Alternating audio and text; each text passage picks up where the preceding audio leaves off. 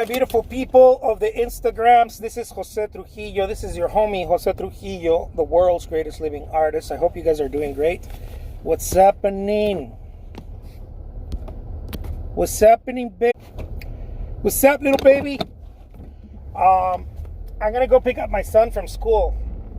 I guess my wife doesn't want to pick up my son from school anymore. She's like sending me to pick him up now. Which is okay. You know, I like hanging out with the little fella. So that's cool. How's everybody doing?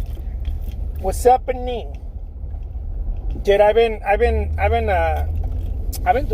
doing some social media marketing, man. I've been doing some of that social. I've been doing some memes, man. The memes are funny. Well, I think they're funny. Dude, that's a big ass warehouse. I like that. The memes are funny. I've been working on some memes. I don't know why they make me laugh. You know, I feel like they have a punch. Some of them have a punch. They make me laugh, anyways. But aside from that. I was going to talk to you about this idea of artists thinking that there's some sort of secret formula, that there's some sort of secret thing that some artists know and others don't know, and da-da-da-da-da. Look, guys, I wish there was. Quite frankly, I think about that often, and I'm like, man, I wish there was a formula. I wish there was something that I knew that other artists didn't know, because I keep getting asked this all the time. Hey, Jose, like how do you make Instagram work? I'm like, I don't know, dude. How do you make eBay work? I don't know. And you know, things like that. How do you get commissions? I'm like, I don't know. I mean, I do know, but the trick is hard work. And I think it's hard to explain that sometimes. You know, it's hard to explain to people that the trick is hard work. I think they think it's something else. And the more you do something, not only, so many different things happen, but not only do you get better at it, you actually start branding yourself. Once you start branding yourself, there's no stopping you. Especially if you're doing things the right way, whatever the right way is. Depending on what you're doing, you're in this case as an artist, that you're being ethical, you're putting in the work, you're not cutting corners, you're not cheating anybody, and that type of deal. You're working on your craft. You're not trying to be someone else. There's a lot of that right now, man. There's a lot of that right now. I myself have at least a couple dozen copycats. And I keep telling people, man, like go do you, dude, because you're not gonna find yourself trying to be someone else. It's gonna be hard.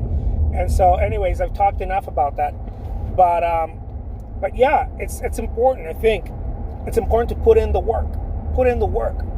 Don't look for easy peasy lemon squeezy corners. Don't look to clip corners. Don't look to how can I do this? I don't know. How can I water this thing down? Don't look for that. You can do things more effectively. You can do things faster as long as you don't water it down. Right? You have to figure out how to do things if you want to. If you want to do them more effectively, if you want to do them, if you want to scale, if you want to do them faster, but you cannot water them down. That's a very subtle dance. What's Gary Vee, dude? Gary Vee talks about this. He says, if you're trying to scale something, the secret to scaling is scale the unscalable, the unscalable. A lot of people don't get this. They're trying to scale something, and they automatically go into, how can I just push play and let it run? What do I mean by this? I'm going to give you an example. So when artists think, man, I want to break it, I want to make it big, and as an artist, I want to break in. I want people to know me. I want to sell lots of paintings and da da da da da da da. When people say that, usually artists, when they say stuff like that, usually what they mean, or the way in which they go right away into, is I'm going to make prints of my work and I'm going to sell them like hotcakes. And of course, that's not. Look, it may work for a very small group of artists. It's not going to work for 99.9% of y'all out there. It's just not. It's not. It's a bad formula. It's overdone. Everybody's trying to do it. Most people that are selling prints are not making any money on them. It's just a rundown bad formula. But most people are trying to get into that because they're trying to cut a corner. How can I scale this and outsmart the situation? It's kind of like buying followers on that's what I think of when I think of prints. When I think of prints, like artists trying to make prints, I think of it as when people are trying to buy followers on Instagram. Dude, that shit ain't gonna work, man. Like, you can't buy followers. You can't go and try to get fake followers. It just doesn't work. It's not a scalable thing. And so that's the kind of stuff that I talk about. Another thing, when artists are trying to also do something on Instagram, another thing that they talk to me about is like, Jose, what company can I hire so that I can grow my Instagram? And I'm like, dude, you shouldn't do that. You should be talking to people 24/7. What's happening, Rudy? What's up, Chris? You should be engaging with people. You should be making lives like this. You should be liking and commenting on people's photographs on Instagram, and really get in there and say, dude, I like your painting, or I like what you did here, or only positive stuff, right? Only positive stuff. Don't give them your 2 cents. They're not looking for your 2 cents. People want encouragement. They want to belong. They want to be able to have someone pat them in the back and say, dude, keep going, man. You're doing great. Don't worry about the fuzz. Don't worry about the lack of perfectionism and all that shit. Just keep going, man. Keep running. People want that. We all want that, right? And so one of the mistakes I see on Instagram is that people want to scale it. And so they rather do nothing because they can't scale it. Meaning they can't get, I don't know, hundreds of thousands of followers, or they can't get, thousands of likes or thousands of comments or whatever it is. And so they get frustrated. I've talked to so many artists about this. They get sappening homies. They get crushed, and they get frustrated on Instagram. And then they ask me, Jose, what company can I hire? And I'm like, dude, you shouldn't be trying to hire any company. First of all, if you're starting out as an artist, you probably don't want to make that investment. And second, you probably can't afford it. And I'm not saying this to be a dick or anything, but those companies charge anywhere between $3,000 and $10,000 a month to help you.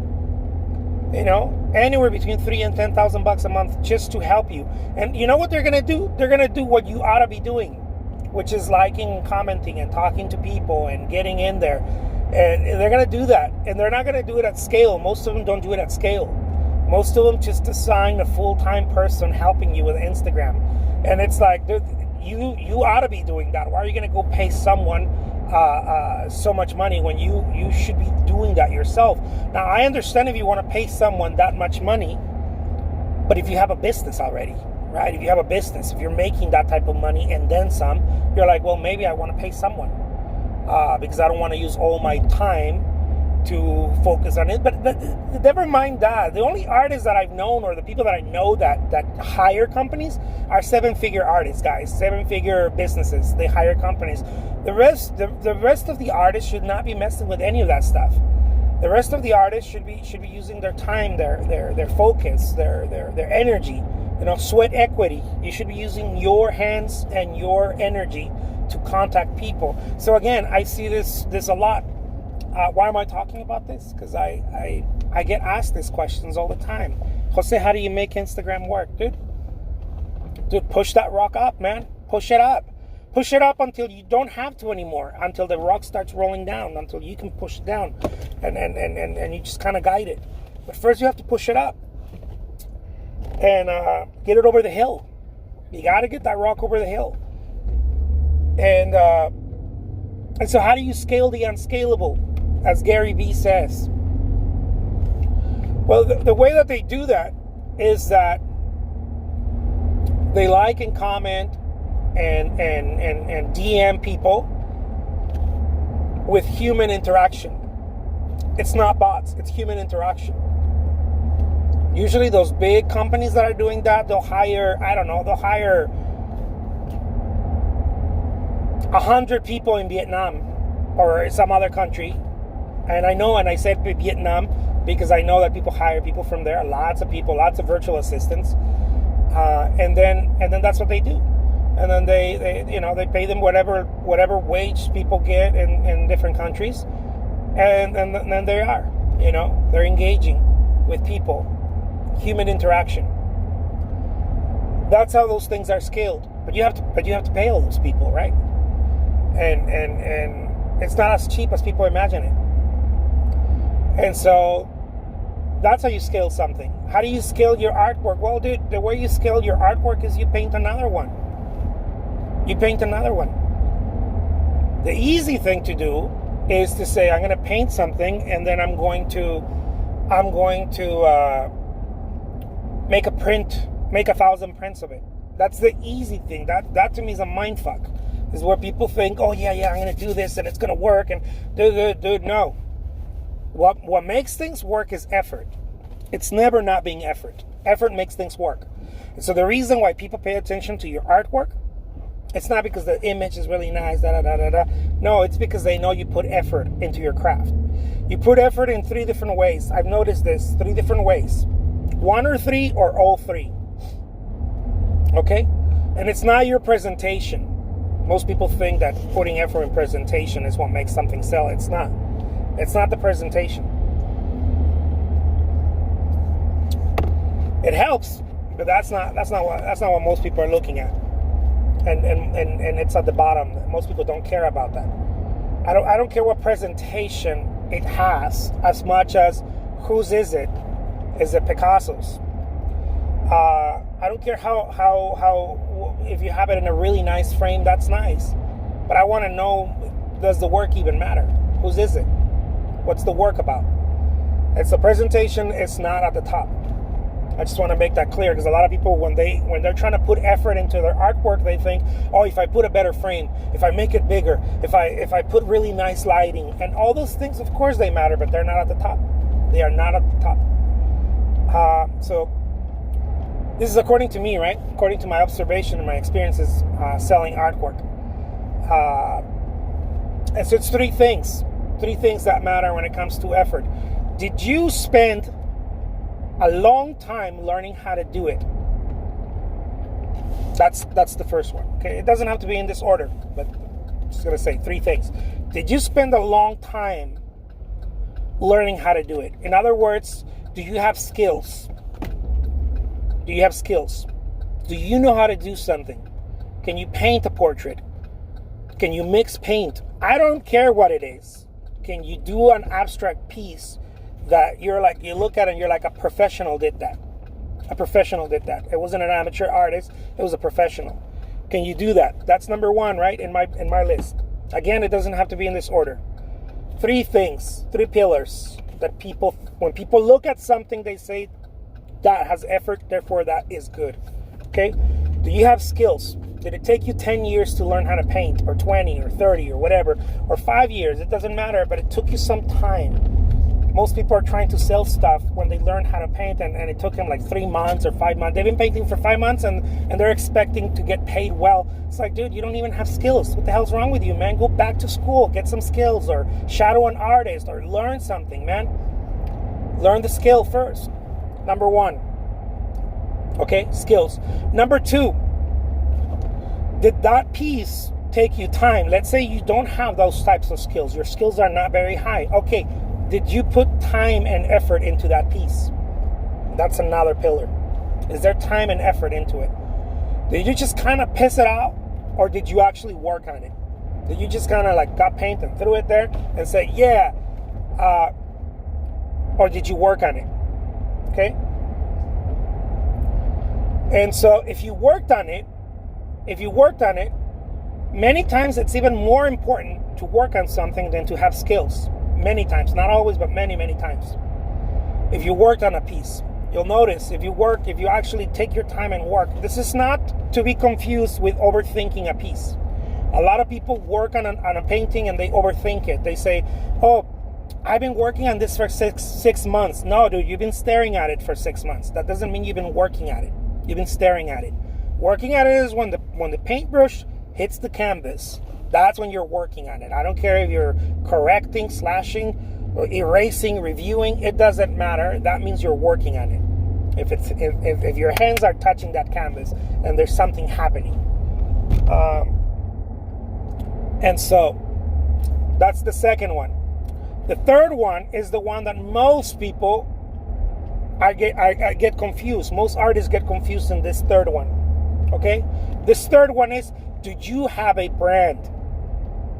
Because if you have a brand, that means you put effort into your brand. I don't care what that brand is. I don't care if you're Mr. Doodle, on YouTube, or you are Cause, or you are Picasso. It doesn't matter.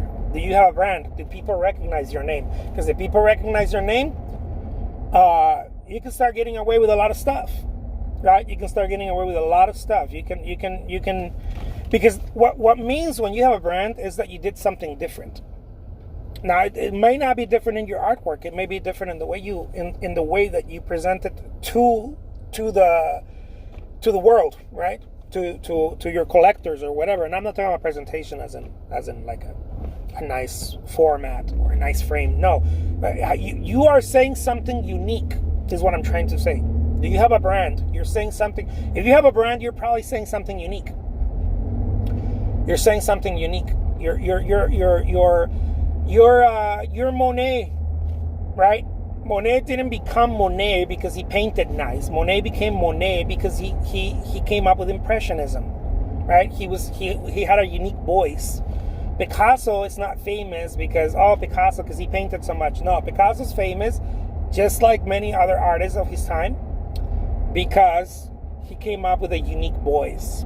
We call that cubism and the constructive work and abstract expressionism and all this other shit, right? It's a unique vision. It's a unique voice. Andy Warhol, right? You don't have to be a great painter to have a brand, by the way. You have to have something new. You have to come up with a new dialogue to the marketplace. And so those are the three pillars. That's the way I look at it. It either took you time to learn the skill. You're Cesar Santos. You can make some angelic portraits that look like I don't know, Italian Renaissance or whatever. You can make them look that way, right? Like Cesar Santos does. And so that's a very high skill. That dude gets paid tens of thousands of dollars for any painting because it's a very high skill. It's a very high skill. Not only does he do that, but he also has a brand. Why? Because he markets a lot, right? And so the marketing ended up in a brand. Excessive marketing over a period of time, it starts making a brand. People start listening and they're like, oh yeah. I know who this dude is. Makes YouTube videos or whatever, right? He has some sort of he becomes some sort of personality online. And so he's got not only the fact that he can paint well, he's got that shit working for him as well. And so sometimes you can have all three things. If he had something new to say, I think he would be super powerful, but I still don't believe he has something new to say yet. Not Cesar Santos. I think he's a great artist, but I don't think he has a unique voice yet. Someone who had a unique voice that was probably not a great painter, not a very great painter, was I mentioned Andy Warhol, Jackson Pollock, definitely, right? The most revolutionary artist of the 20th century. Jackson Pollock, for sure. People say it's Picasso, but I don't even think it was Picasso. I think it was Jackson Pollock. He completely changed the game. And I know Picasso and Braque were changing the game, but Pollock just didn't give a fuck. Didn't give a fuck anymore. It was just like, let's just throw this thing on the floor and splatter paint. And so Like him or hate him, that's a unique voice. Never seen that before. I hope this makes sense, my friends. And so why do I talk about this? The reason I talk about this is because a lot of artists out there ask me questions, and I see a lot of artists are confused about this. I get texts, DMs, phone calls, emails, everything in between of artists asking me in some sort of secrecy, like, hey, how do I make this thing work, Jose? What's the secret to this? And I'm like, dude, there ain't no secret, man. You either got skills, you either work on your paintings, or you have a brand, and preferably all three of them. Preferably all three of them. You're a super machine if you got all three of them. If you can work on something, and people go ooh ah, right? It's something remarkable, a unique vision, right? That's where your brand comes in. It's a unique vision. It's like, oh, I've never seen that before. Here's another example: Thomas Kincaid. Love him or hate him, most artists hate him.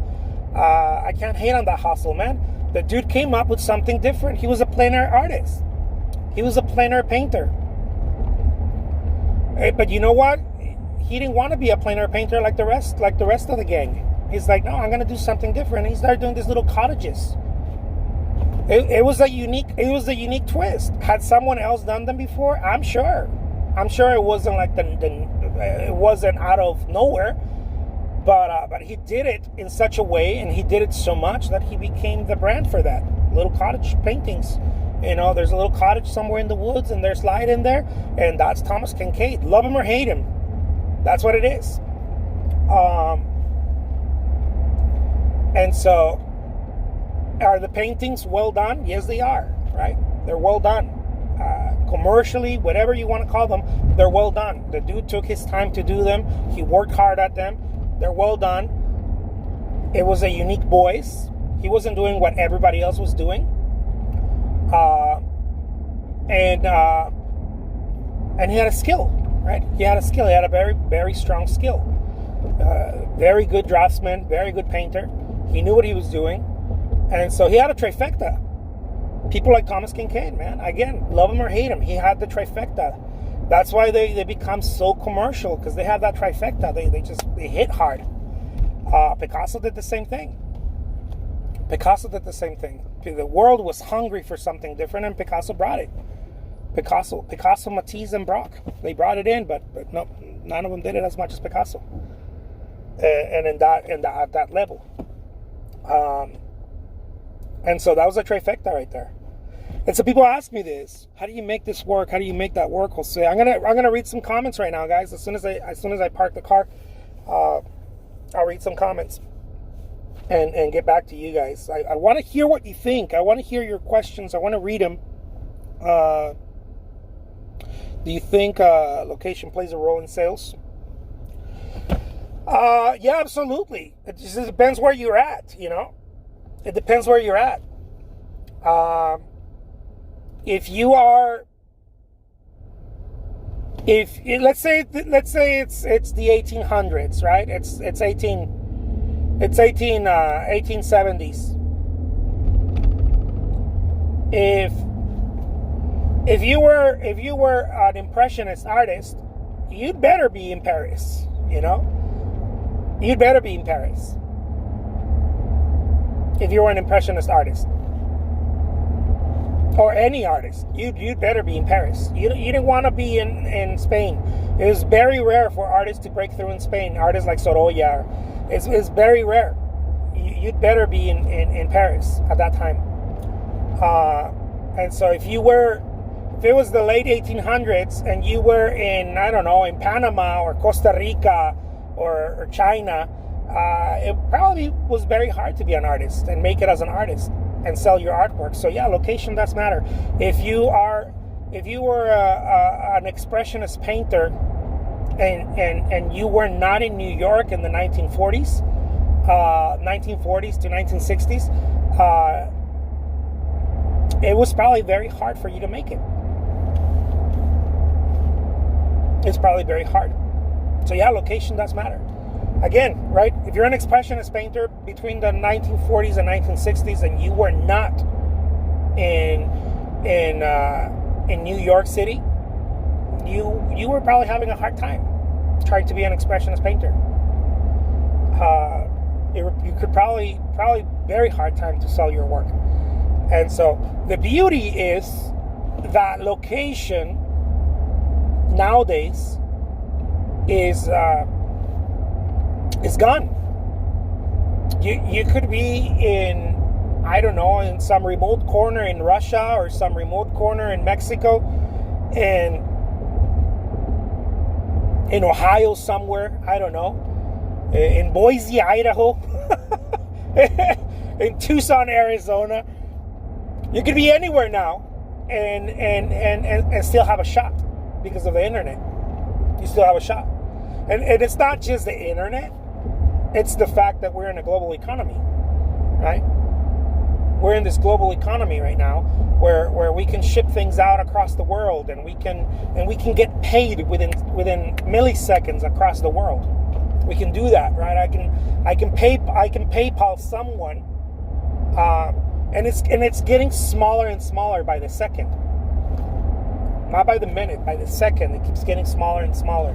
Now you don't have to sell you don't have to sell physical goods. You can sell NFTs. You can sell NFTs. I posted a job on for a virtual assistant.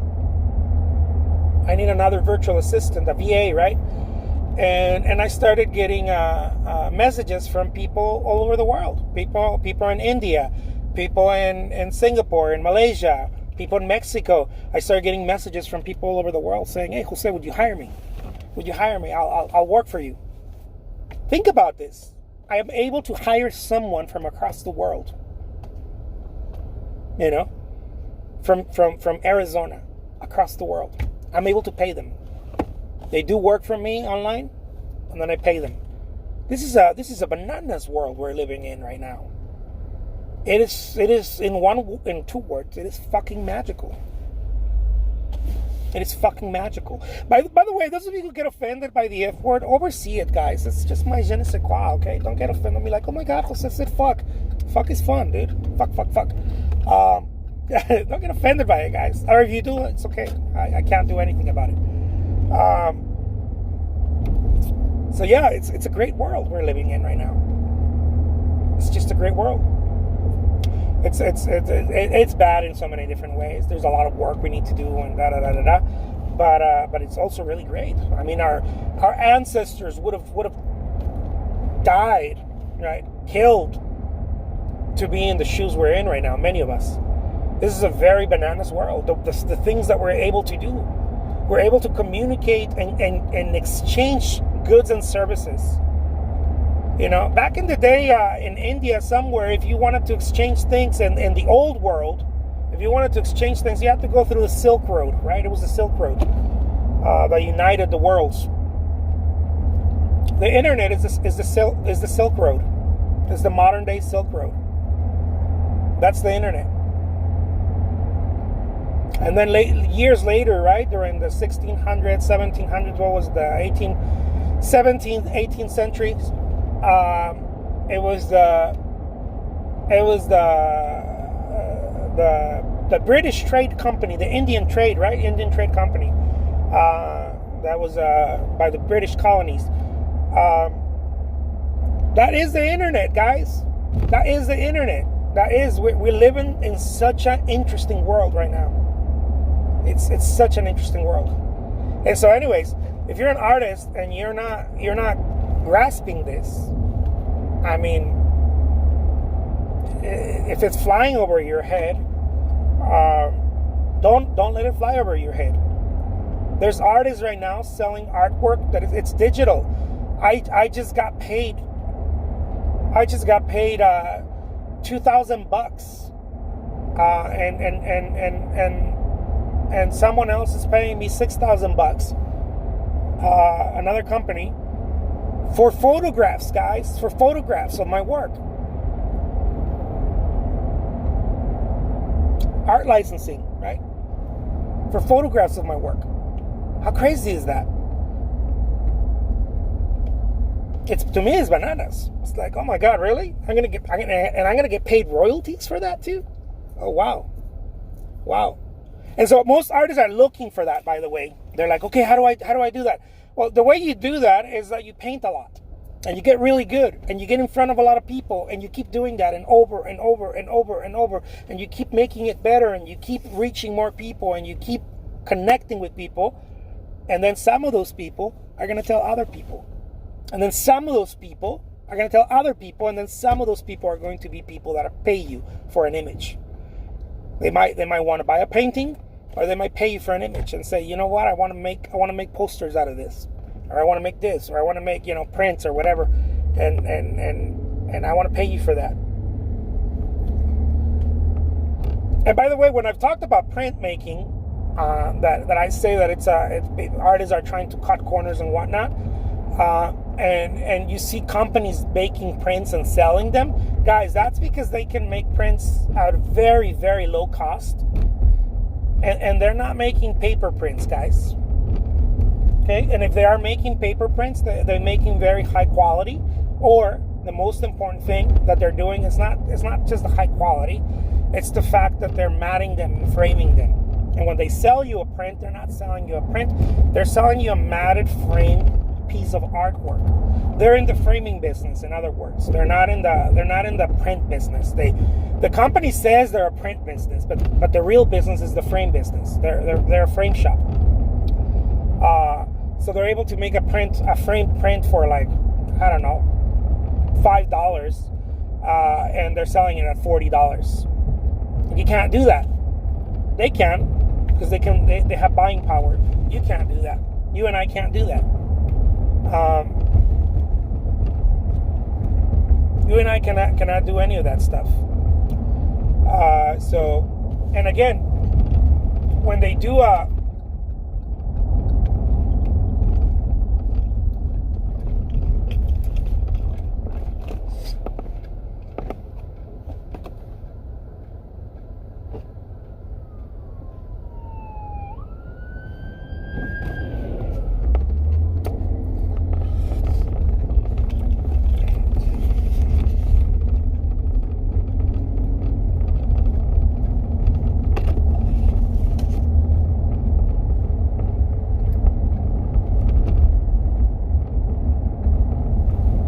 I hope that makes sense. So that's the cutting the corner, right? That the artists are trying to do. I want to make a painting and then make prints and sell them. It doesn't work for 99.9% of artists, guys. It works for a print company.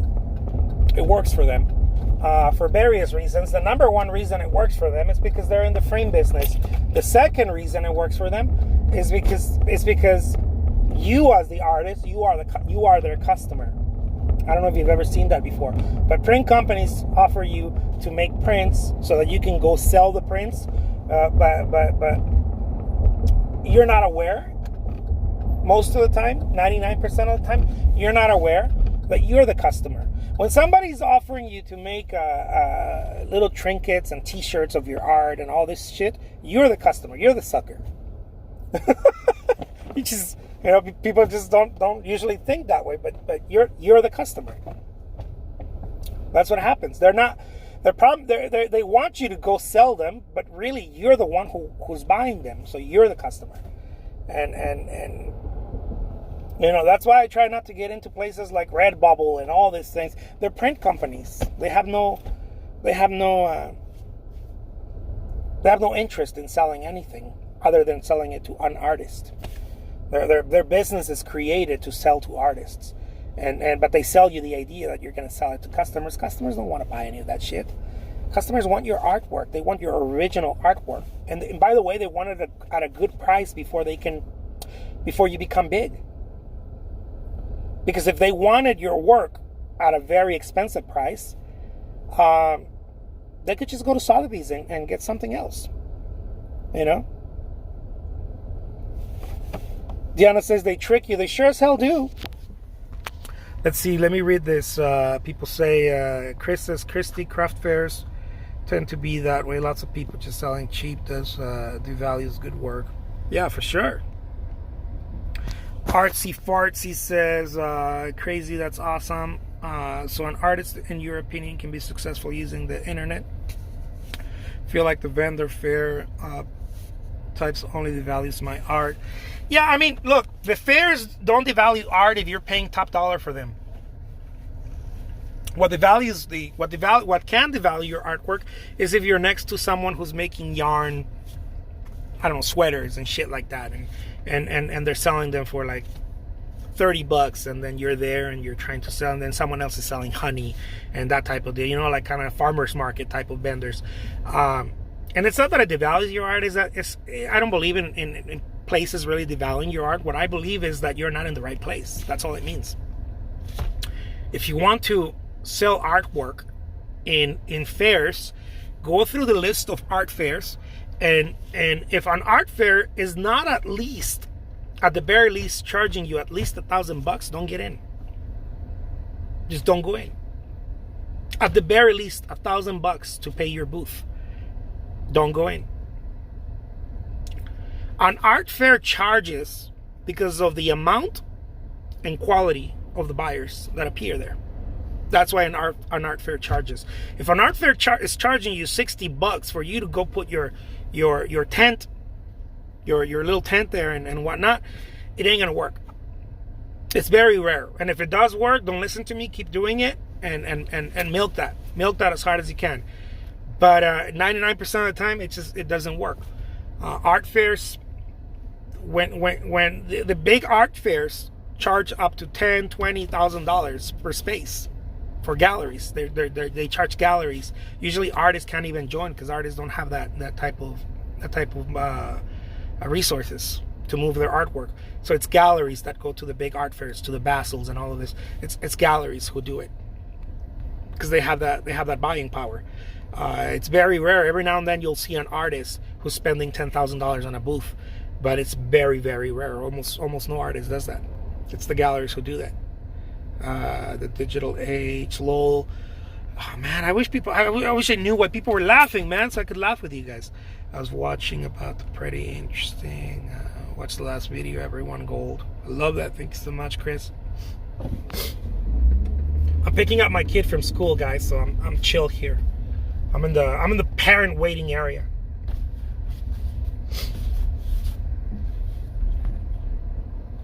Do you think location? I read that. Every time, everywhere, fire glow by the window, Kincaid, yep.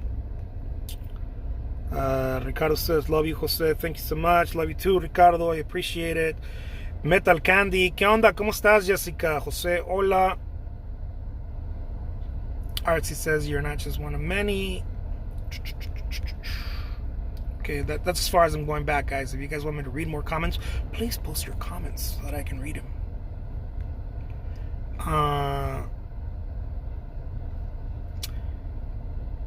Chris says, you're only as good as who you on the wall beside. Some say. I like that. Yeah, ultimately, and I get it. Look, guys, when you're starting out, like, who in the right mind is going to go pay $1,000 for a 10 by 10 space at an art fair? No one in the right mind does that when they're starting out. But usually, the people that pay the $1,000 are able to sell 2, 3, 4 paintings for at least $1,000 or more. That's why you're paying. If your work is good, right? If you work on your work, if your work is good, whatever good means. Good means is that you put effort into it, and it's subjective, right? It's subjective. What good is subjective, but effort is not subjective. Effort is effort. There's no way around that. Effort is effort. Did it take you time to learn how to do it, and did you actually spend time doing it, or did you spit something out? Because if you spit something out, the faster you can create something, the longer you've been doing it. Some artists ask me, like, oh, Jose, you make a painting in like 20 minutes. Dude, how do you do that? It's because I've been doing it for 20 fucking years, dude. That's why I can do it in 20 minutes. Now, if you start and you try to do it in 20 minutes, it's gonna look like fucking dog water, man. It's going to look like shit. And I see a lot of artists copying me, trying to do it in 20 minutes. And I'm like, dude, you haven't put in the time. I didn't start doing a painting in 20 minutes. I didn't start that way. I didn't start doing a little painting in 20 minutes. I see a lot of artists copying my shit and go and try to do it in 20 minutes. And they say, oh, I'm trying to paint like you. Will say, I'm like, no, you're not trying to paint like me, actually. You're fucking confused. It took me 20 years to do that. Have you put in your 20 years? If you haven't put in your 20 years, that painting shouldn't take you less than 4 hours to make. Because it's gonna look like dog water, man. And then people question, oh man, I put something on eBay, it's not selling. Dude, of course it's not selling, man. Of course people don't want it. Of course they're giving you $10 for it. For an oil painting. Of course. Of course they put an oil painting on eBay, of course they're gonna give you if they don't know you, that the chances are nobody saw you. No, if they don't know you, right? Nobody saw you, or your painting sucks.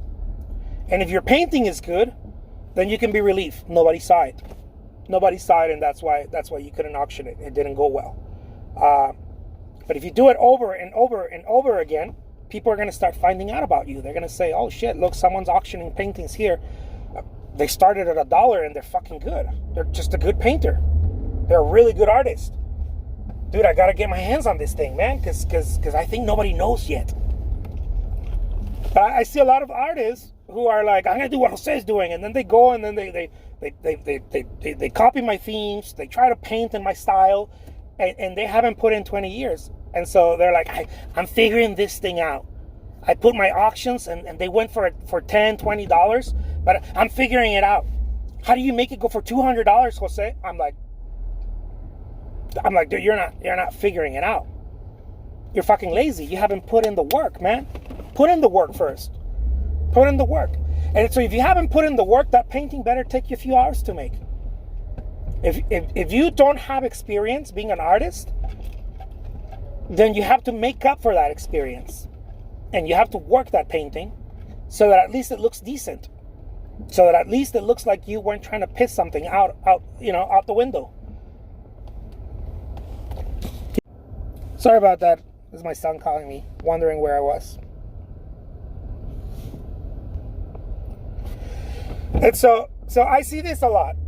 I see this a lot where artists are like, man, I want to do this. I'm like, no, there's a process. There's a process. That's why I paid attention and I made an observation about this. What I believe there are these 3 pillars of effort. You're either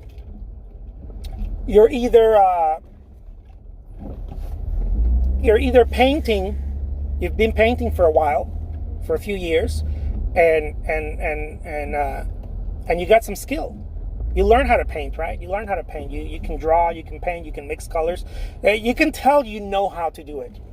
You're not pretending. You're not, oh man. You're not pretending shit. You know how to do something. And so that's one level. The next level is you don't know how to do something yet, but you sure as hell try. People will reward you if you try. They will reward you. But that means that you have to work on the piece. You have to work on the piece more. The less you know how to paint, the more you have to work on the piece. Why?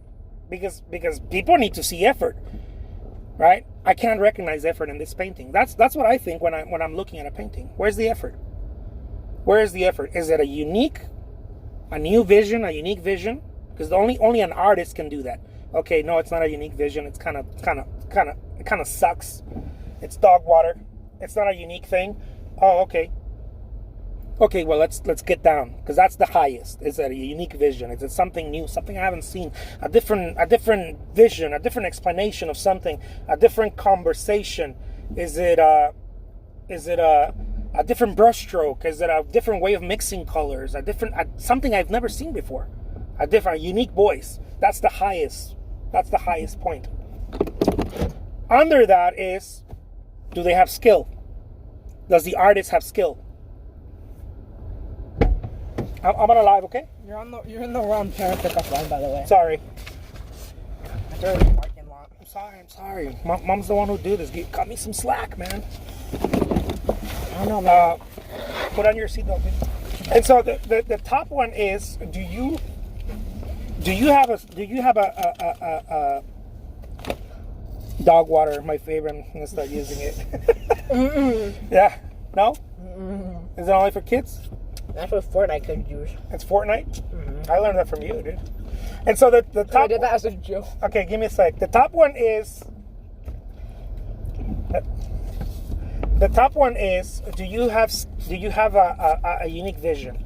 Under that is: Do you have skill? Okay, do you have skill?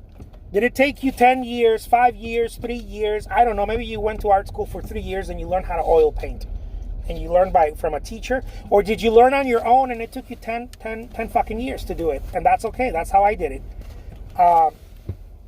But either way, you got skill. That's the next layer, the layer underneath.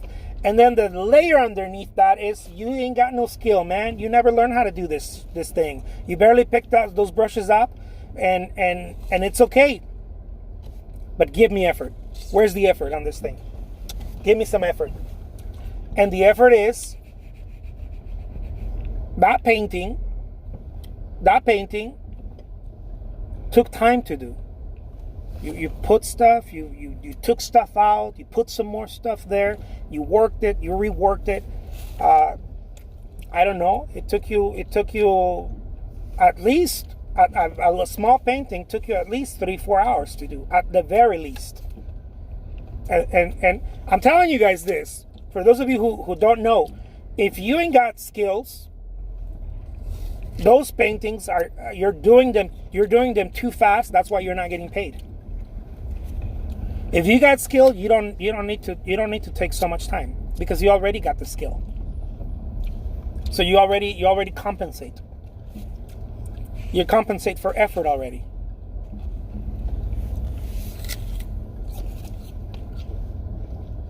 Those fucking moms, man. She pretended she didn't see me, so she wouldn't let me go through.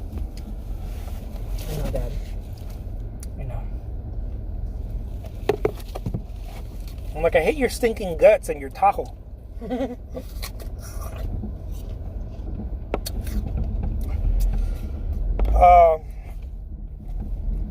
So yeah, dude, I'm laying it down like this because I think it's about time for us to say something real, guys. Okay, let's talk about some real stuff. There's too much BS. There's too much like, oh, Jose, well, like, how am I gonna do this? I'm like, dude, I look for 3 things. You know I'm being bullish on this, but I just look for 3 things. Do you have skill? If you don't, did it took you time to do that piece?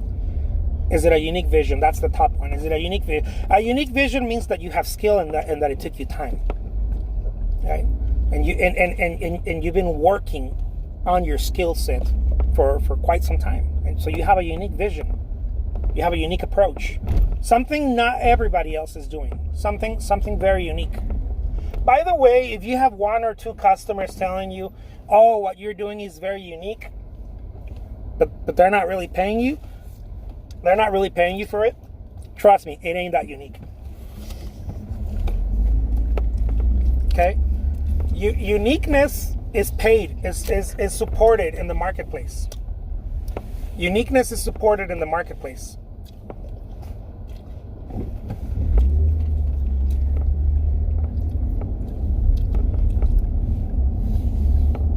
That's what happens in the marketplace. When you have something unique, it means that people respect you. People are like, dude, this person worked hard on this thing. It's just a different vibe. It's a different twist. We've never seen this thing before. It's called Impressionism. We've never seen this thing before. It's called Expressionism. We've never seen this thing before. It's called Surrealism, Pop Surrealism, Dada, Neoclassicism, Rococo, Baroque. We've never seen this thing before. It's called Postmodernism. It's street art, man. It's stencil work. It's at the edge. We've never seen it before. It's different. We've seen it in the streets of New York and the streets of Paris, but now we see it on a canvas. It's different. It's a different twist. That's what Banksy was doing, right? It's a different thing. We've never seen it before like that.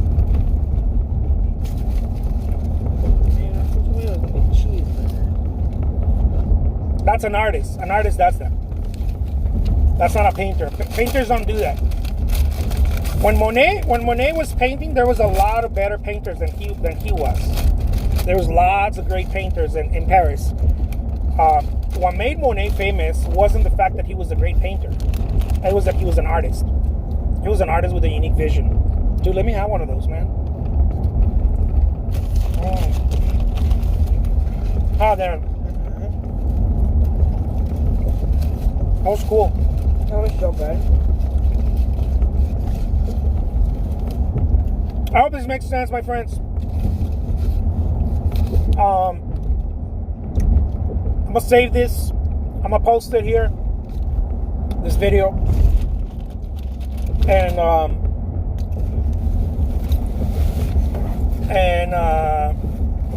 yeah. If you guys have any questions,